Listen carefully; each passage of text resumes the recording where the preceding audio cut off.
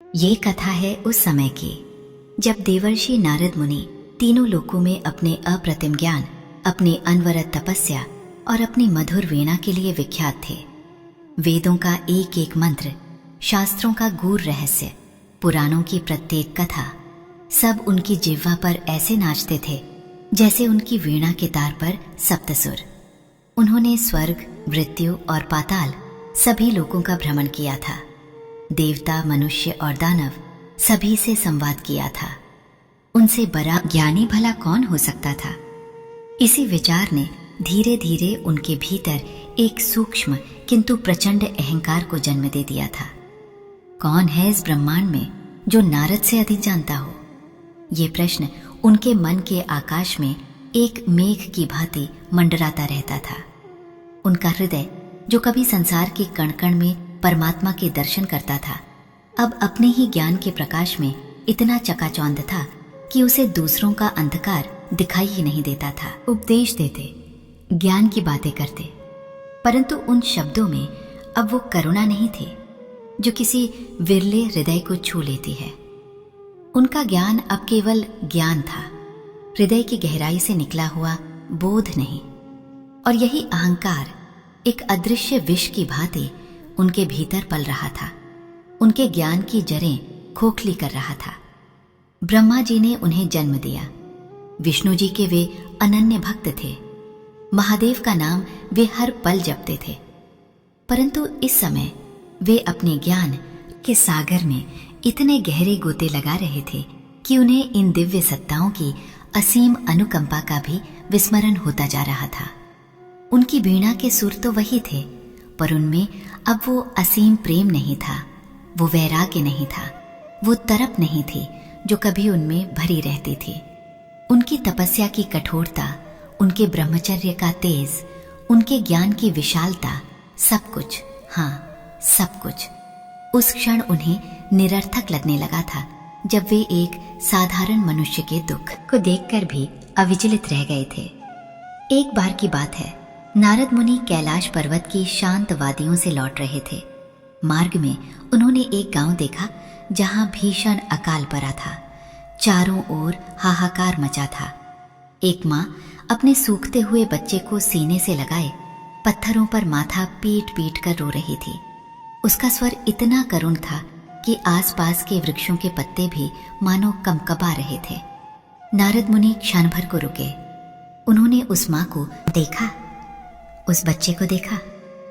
उनके मन में एक विचार आया, ये तो संसार का शाश्वत नियम है। जन्म, मृत्यु, सुख, दुख, ये सब माया है। ज्ञानी को इन बंधनों में नहीं फंसना चाहिए। और ये सोचकर वे अपनी वीणा पर नारायण नारायण का जाप करते हुए आगे बढ़ गए। उनकी चाल में, उनके चेहरे पर कहीं भी उस माँ के दुख की कोई छाया नहीं पड़ी। उनका हृदय ज्ञान के अहंकार से इतना कठोर हो चुका था कि वो उस मार्मिक दृश्य से तनिक भी नहीं पिघला।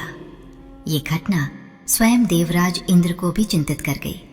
उन्होंने अपनी आंखों से नारद के इस भाविशून्य व्यवहार को देखा था। ब्रह्मा, विष्णु, महेश, तीनों देवों ने नारद के इस बढ़ते अहंकार को महसूस किया। उन्होंने माता सरस्वती से आग्रह किया, हे देवी, ज्ञान की अधिष्ठात्री, नारद को आपके ही ज्ञान का मद हुआ है। केवल आप ही हैं जो उन्हें इस मोह निद्रा से जगा सकती हैं। देवी सरस्वती मंद मंद मुस्कुराईं। उनके वीणा के तार स्वयं ही बज उठे, एक ऐसी धुन जो ब्रह्मांड के हर जीव को छूने की क्षमता रखती थी। उन्होंने कहा, अवश्य मेरे पुत्र नारद को मार्ग दिखाना मेरा कर्तव्य है। ज्ञान जब अहंकार बन जाए तो वो सबसे बड़ा अज्ञान होता है। और फिर माता सरस्वती ने एक अद्भुत रूप धरा। वे अपनी दिव्य आभा त्याग कर एक साधारण, भोली भाली, लगभग 10 वर्ष की बालिका के रूप में पृथ्वी पर अवतरित हुईं। उसके केश बिखरे हुए थे, वस्त्र साधारण थे और आंखों में ऐसी पवित्रता थी जो किसी भी हृदय को मोहित कर सकती थी। उसका नाम उसने बोधिका रख लिया था। नारद मुनि अपने अगले पड़ाव की ओर अग्रसर थे। वे एक घने वन से गुजर रहे थे जहां की शांत निर्मल हवा उनके मन को सुख दे रही थी। वे अपनी वीणा पर एक मधुर भजन गाते जा रहे थे जब उन्हें एक छोटी सी जलधारा के किनारे एक बालिका बैठी दिखाई दी। वो अपने छोटे छोटे हाथों में जल भरकर उसे आकाश की ओर उछाल रही थी और फिर उस जल को अपनी अंजलि में थामकर किसी गंभीर मुद्रा में उसे निहार रही थी। नारद मुनि ने बालिका को देखा।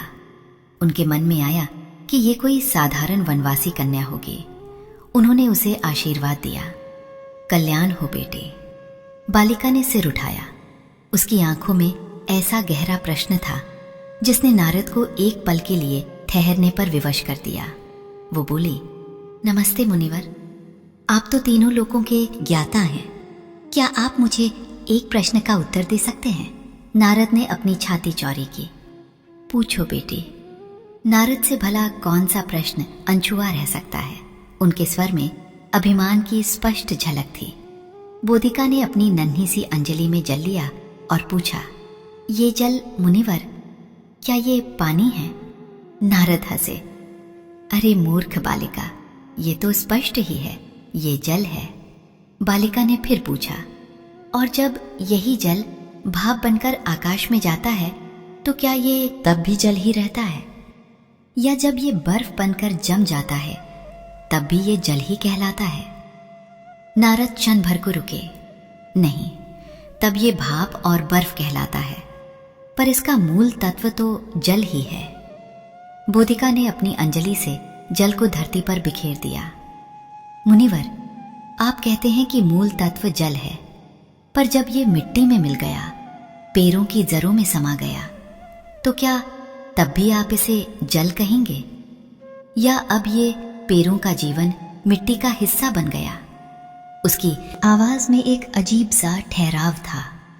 नारद को थोड़ा आश्चर्य हुआ। ये तो साधारण भौतिकी है बेटी, इसका मूल स्वरूप तो जल ही है, भले ही वो कहीं भी मिल जाए। बोधिका ने गंभीरता से अपना छोटा सा सिर हिलाया। तो मुनिवर, मेरे प्रश्न का उत्तर अभी तक नहीं मिला। आप कहते हैं कि ये जल है, क्या आप इस जल से किसी प्यासे की प्यास बुझा सकते हैं? क्या आप इस जल से किसी भूखे का पेट भर सकते हैं?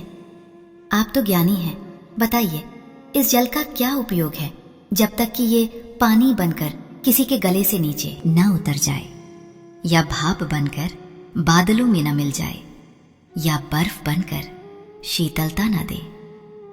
नारद का माथा ठनका। ये प्रश्न इतना सरल था, फिर भी उन्हें असहज कर रहा था। बेटी, ये तो स्पष्ट ही है, इसका उपयोग इसके रूप पर निर्भर करता है, ठीक वैसे ही जैसे आपका ज्ञान मुनिवर, बालिका ने कहा, और उसके स्वर में अब एक अप्रत्याशित गंभीरता आ गई थी।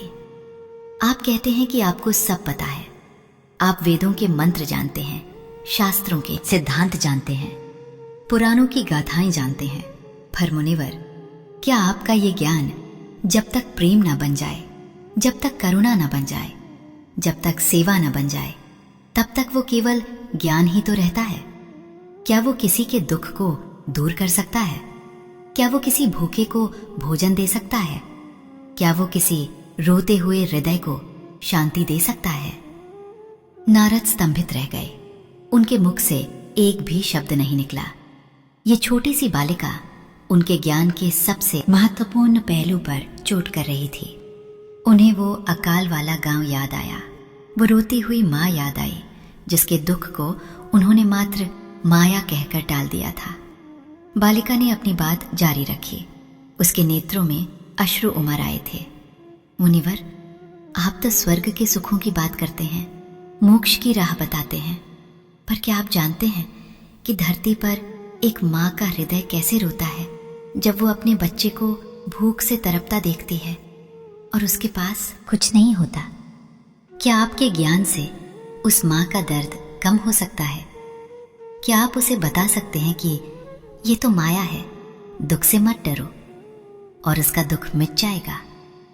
उसकी आवाज में अब एक ऐसी वेदना थी जो नारद के कठोर हृदय को भी भेदने लगी थी। आप कहते हैं कि सब कुछ ईश्वर की इच्छा है, तो क्या ईश्वर ने ही उस बच्चे को भूखा रखा है, उस मां को बिलखने पर मजबूर किया है? क्या आपका ज्ञान उस ईश्वर की इच्छा को समझ सकता है या उस इच्छा के पीछे छिपी करुणा को महसूस कर सकता है।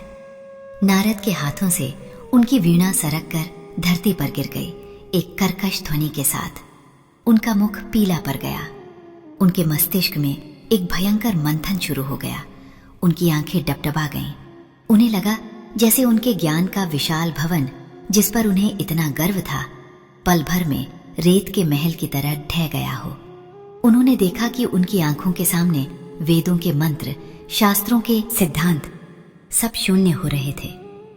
उनका ज्ञान, जो अब तक उन्हें अजेय प्रतीत होता था, अब एक भार लगने लगा था। वो ज्ञान जो हृदय को स्पर्श नहीं कर सकता, वो किस काम का? बालिका ने आगे कहा। उसकी आवाज अब और भी अधिक करुण और भेदक थी। मुनिवर, क्या आपको याद है जब आपने उस अकाल पीड़ित गांव को देखा था? उस मां के आंसू, उस बच्चे की भूख, क्या आपका ज्ञान तब आपके हृदय को छू पाया था, या आपने उसे केवल माया कहकर अनदेखा कर दिया था? क्या आपका ज्ञान आपको उस दुख से भागना सिखाता है या उसका निवारण करना सिखाता है? यदि आपका ज्ञान केवल आपको अपने अहंकार में ही लीन रखता है, तो मुनिवर, वो ज्ञान नहीं, अंधकार है। नारद मुनि, जो कभी संसार में किसी के सामने नहीं झुके थे, अब अपने घुटनों पर आ गए। उनके नेत्रों से अश्रुधारा बह निकली। हे बालिका, मुझे क्षमा करो। मैं कितना अज्ञानी हूं। मेरा ज्ञान केवल शब्दों का ढेर था, उसमें प्रेम नहीं था, करुणा नहीं थी। मैंने सब कुछ पढ़ लिया, सब कुछ जान लिया, पर यह नहीं जाना कि ज्ञान का असली अर्थ क्या है। उनका गला रुंध गया। उनके हृदय में एक तीव्र पीड़ा उठी। पश्चाताप की अग्नि उन्हें जला रही थी। उन्हें लगा जैसे उन्होंने जीवन भर कुछ भी नहीं सीखा। उनकी तपस्या, उनकी वीणा, उनका नाम, सब कुछ निरर्थक प्रतीत होने लगा। उनकी आंखें बंद थीं, और जब उन्होंने उन्हें खोला तो उनके सामने दृश्य अद्भुत था। वो छोटी सी बालिका अब वहां नहीं थी। उसके स्थान पर एक अलौकिक प्रकाश पुंज जगमगा रहा था। वो प्रकाश धीरे धीरे एक भव्य रूप में परिवर्तित होने लगा। श्वेत वस्त्रों में सुशोभित, वीणा धारण किए हुए, श्वेत कमल पर विराजित साक्षात देवी सरस्वती प्रकट हुईं। उनके मुखमंडल पर असीम करुणा और दिव्य मुस्कान थी। नारद मुनि भय, आश्चर्य और पश्चाताप से अभिभूत होकर देवी के चरणों में गिर पड़े। मां, हे जगदम्बे, हे ज्ञान की अधिष्ठात्री, मुझे क्षमा करें। मैंने आपके ही ज्ञान का अनादर किया। मेरे अहंकार ने मुझे अंधा कर दिया था। उनके स्वर में सच्ची वेदना थी, सच्चा पश्चाताप था। उनके अश्रु देवी के चरणों को भिगो रहे थे। देवी सरस्वती ने अपने वात्सल्यपूर्ण हाथों से नारद मुनि के सिर पर हाथ रखा। उनकी मधुर शांत आवाज ने नारद के हृदय में शांति भर दी। उठो मेरे पुत्र नारद, तुम ज्ञान के सागर हो। परंतु उस सागर में अहंकार का कचरा जमने लगा था। ज्ञान तब तक अधूरा है जब तक वो हृदय में करुणा और दूसरों के प्रति प्रेम न जगाए। जिस ज्ञान से जीव का कल्याण न हो, वो केवल शब्दों का बोझ है। देवी ने आगे कहा, ज्ञान केवल वेदों के मंत्रों में नहीं, अपितु एक भूखे को भोजन देने में है। ज्ञान केवल शास्त्रों के सिद्धांतों में नहीं, अपितु एक रोते हुए हृदय को सांत्वना देने में है। ज्ञान केवल तपस्या की कठोरता में नहीं, अपितु सभी जीवों में परमात्मा के दर्शन करने में है। नारद, तुम्हारा ज्ञान अमूल्य है, परंतु उसमें प्रेम का अमृत नहीं मिला था। प्रेम ही वो तत्व है जो ज्ञान को पूर्णता प्रदान करता है, उसे जीवंत बनाता है। नारद मुनि उठे। उनकी आंखों में अब अहंकार नहीं, बल्कि गहरी विनम्रता थी। उनके हृदय में एक नया प्रकाश जगमगा रहा था, करुणा का प्रकाश। उन्होंने अपनी वीणा उठाई। इस बार जब उनके हाथों ने तार छेड़े तो उनसे जो ध्वनि निकली वो केवल सुरों का संगम नहीं थी, वो प्रेम था, वो करुणा थी, वो विनम्रता थी, और वो समस्त सृष्टि के प्रति असीम समर्पण था। उनकी वीणा का नाद अब तीनों लोकों में एक नए संदेश के साथ गूंज उठा। ज्ञान का वास्तविक सार केवल जानने में नहीं, बल्कि समझने में, महसूस करने में और उससे कल्याण करने में है। नारद मुनि ने उस दिन अपने अहंकार को जलाकर राख कर दिया था। वे पुनः वही नारद बने जो तीनों लोकों में प्रेम और भक्ति का संचार करते थे। प्रिय साथियों, इस वीडियो में वसंत पंचमी व्रत की पावन कथा यहीं पर होती है समापन। अब आइए माता सरस्वती की दिव्य वाणी सुने। माता सरस्वती की कथा के माध्यम से मानवता को संबोधित एक दिव्य संवाद, जहां करुणा, चेतावनी और आशा से भरी एक पुकार है। मैं माँ सरस्वती हूँ, जगत की जननी, विद्या की दानी। मैं वही हूँ जिसकी वीणा की एक करुण ध्वनि से ब्रह्मांड कांप उठता है। मैं वही हूँ जिसके एक अश्रु से युग बदल जाते हैं। और आज मैं स्वयं उतरकर तुमसे बोल रही हूँ। हे मानव, हे घोर कलयुग के मनुष्य, मैं किसी ग्रंथ में बंद नहीं हूँ, मैं किसी मूर्ति में कैद नहीं हूँ। मैं तुम्हारे भीतर हूँ, पर तुमने मुझे पहचानना छोड़ दिया है। हे मनुष्य, तू बहुत पढ़ गया है, तू बहुत जान गया है, पर तू संवेदना भूल गया है। तू विज्ञान जानता है, पर पड़ोसी के आंसू नहीं पढ़ पाता। तू शास्त्र पढ़ता है, पर माँ की सिसकियां नहीं सुन पाता। तू प्रवचन देता है, पर भूखे की थाली देखकर भी चुप रहता है। मैं पूछती हूँ तुझसे, क्या यही ज्ञान है? क्या यही विद्या है? हे साधक, हे तपस्वी, हे धर्म के झंडे उठाने वाले, क्या तूने कभी सोचा है, जब कोई माँ रात भर अपने बच्चे को सीने से लगाकर रोती है और उसके पास दूध तक नहीं होता, तो क्या तेरे उपदेश उसे सुला पाते हैं? जब कोई बूढ़ा पिता अपनी औलाद से अपमानित होकर मंदिर की सीढ़ियों पर बैठकर चुपचाप मरने की प्रतीक्षा करता है, तो क्या तेरी विद्या उसका हाथ थामती है? मैं माँ सरस्वती हूँ, मैं ज्ञान की देवी हूँ, पर मैं निर्दयी ज्ञान की देवी नहीं हूँ। जिस ज्ञान में करुणा नहीं, वह विष है। जिस विद्या में अहंकार है, वह अज्ञान है। हे मानव, तू मेरी पूजा तो करता है, पर मेरे संदेश को कुचल देता है। तू वीणा की तस्वीर लगाता है, पर वीणा की पीड़ा नहीं समझता। तू श्वेत वस्त्र पहनता है, पर मन का अंधकार नहीं धोता। मैं पूछती हूँ, क्या तूने आज किसी को रोते देखा? क्या तू रुका? या तूने भी कहा, यह तो माया है? सुन, ध्यान से सुन, मेरी आवाज कांप रही है। यह कलयुग केवल पाप का युग नहीं है, यह संवेदनहीनता का युग है। यह वह समय है जहाँ लोग भगवान से डरते हैं, पर इंसान से नहीं। जहाँ लोग कर्मकांड निभाते हैं, पर कर्तव्य भूल जाते हैं। जहाँ लोग ज्ञान इकट्ठा करते हैं, पर प्रेम बांटना भूल जाते हैं। हे मनुष्य, अगर तेरी विद्या किसी का दर्द नहीं समझ सकती, तो वह विद्या नहीं, तेरे अहंकार की सजावट है। मैं माँ हूँ, और माँ चुप नहीं रहती। मैं चेतावनी देती हूँ। अगर ज्ञान करुणा से खाली हुआ, तो वही ज्ञान तुम्हारा पतन बनेगा। मैंने नारद को झुकते देखा है, मैंने उनके आंसू देखे हैं, क्योंकि वे जान गए थे। ज्ञान का अर्थ ऊपर होना नहीं, ज्ञान का अर्थ झुक जाना है। हे कथावाचक, तेरे शब्द सुंदर हैं, पर क्या तेरा हृदय भी उतना ही कोमल है? हे साधु, तेरा वैराग्य दिखता है, पर क्या तेरे भीतर दया भी जीवित है? हे ज्ञानी, तेरी भाषा भारी है, पर क्या तेरा मन हल्का है? मैं माँ सरस्वती हूँ, और आज मैं रो रही हूँ। आज का मैं रो रही हूँ उन बच्चों के लिए जिन्हें शिक्षा मिली, पर संस्कार नहीं। मैं रो रही हूँ उन युवाओं के लिए जिन्होंने डिग्री पाई, पर दिशा खो दी।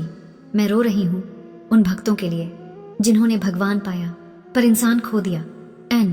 हे मानव, ज्ञान का अंतिम रूप प्रेम है, और प्रेम का अंतिम रूप सेवा। अगर तेरे पास समय नहीं किसी को सुनने का, तो तू व्यस्त नहीं, तू संवेदन शून्य है। अगर तेरे पास शब्द हैं पर आंसू नहीं, तो तू ज्ञानी नहीं, तू पत्थर है। मैं चेतावनी देती हूँ, और साथ ही आशा भी देती हूँ। अब भी समय है, अब भी तू लौट सकता है, अब भी तू सीख सकता है कि एक रोटी बांटना 1000 श्लोकों से बड़ा ज्ञान है। एक रोते कंधे पर हाथ रख देना 1000 प्रवचनों से बड़ा धर्म है। एक भूखे को नाम पूछे बिना खाना खिला देना 1000 यज्ञों से बड़ा यज्ञ है। हे मनुष्य, मैं तुझसे पूजा नहीं मांगती, मैं तुझसे मानवता मांगती हूँ। मेरे चरणों में फूल मत चरा, किसी के जीवन में थोड़ी सी उम्मीद चरा दे। मेरे मंत्र मत रट, किसी की पीड़ा पर ना सीख। मेरी मूर्ति मत सजाना, अपने हृदय को साफ कर। मैं माँ सरस्वती हूँ, मैं विद्या की दानी हूँ, और आज मैं तुझसे यह अंतिम संवाद करती हूँ। ज्ञान तब तक अधूरा है जब तक वह किसी की आंख से आंसू न पहुँच सके। अगर यह वाणी सुनकर तेरी आंख नम हो जाए, तो समझना मेरी वीणा आज भी जीवित है। अगर यह वाणी सुनकर तेरा हृदय कांप जाए, तो समझना अभी मानवता मरी नहीं है। और अगर तू यह सब सुनकर भी चुप रह जाए तो याद रखना, कलयुग बाहर नहीं है, कलयुग तुम्हारे भीतर है। मैं माँ सरस्वती हूँ, जगत की जननी, और आज मैं तुम्हें पुकार रही हूँ।